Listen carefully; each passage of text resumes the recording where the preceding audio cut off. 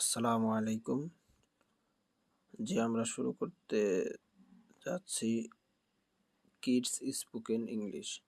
তো kids spoken English হচ্ছে মূলত এটা ছোটদের জন্য একদম অ্যালফাবেট অর্থাৎ ABCD থেকে শুরু করে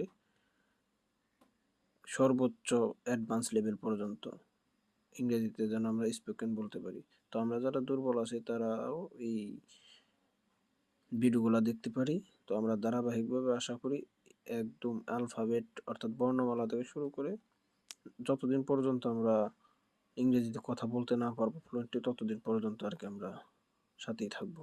তো দেখেন যে অ্যালফাবেট 26টা উচ্চারণ আমরা দেখে নিই। দেখেন তো এ মূলত এই হবে, এই যেমন American English and British English